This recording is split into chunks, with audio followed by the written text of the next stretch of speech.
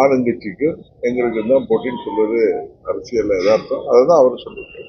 ஏற்கனவே 4 கூட்டணி தலைவர சட்டமன்ற தேர்தல் சந்திக்கிறேன். உங்க தலைமையில கூட்டணி அமைக்கப்படுமா? இல்ல, இந்த தேர்தலில் நாங்க உறுதியாக இடம்பெறுகின்ற கூட்டணி வெற்றி பெற்று ஆட்சி அமைக்கின்ற கூட்டணியாக இருக்கு.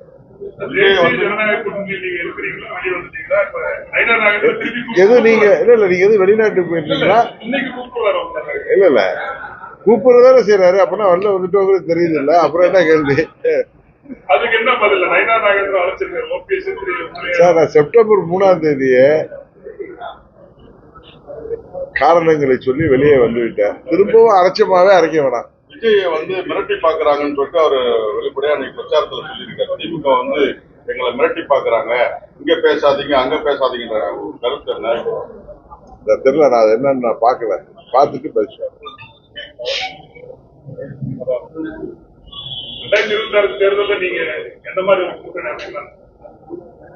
அம்மா மக்கள் முன்னேற்ற கழகம் இடம்பெறுகின்ற கூட்டணி தான் வெற்றி கூட்டணி. அதுதான் ஆட்சி அமைக்கும். அதுதான் அந்த அளவுக்கு தான் அந்த முறை சொல்ல முடியும். நான் டிசம்பர் மாதத்துலதான் எங்கள் கூட்டணி நிலைப்பாட்டை அறிவிப்பேன்.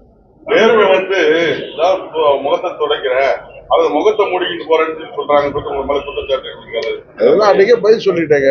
முதல் நாள் ட்ரிப்ளிகர்ல எங்க தொகுதி கூட்டத்தை நீங்க தான் கேட்டு அதெல்லாம் ஒளிபரப்பிட்டீங்க. திரும்ப திரும்ப அதே பேசிட்டு இருக்க வேணாம். புதுசா கேளுங்க, நான் பதில் சொல்றேன். தமிழக வெற்றி கழகத்தோட கூட்டணி வைக்கிறதுக்கு வாய்ப்பு இருக்கு. எங்க கூட்டணி நிலைப்பாட்டை டிசம்பர் மாதத்துல உறுதியாக தெரிவிச்சோம். இன்னும் நாங்க இந்த முடிவு எடுக்கல. அதான் உண்மை.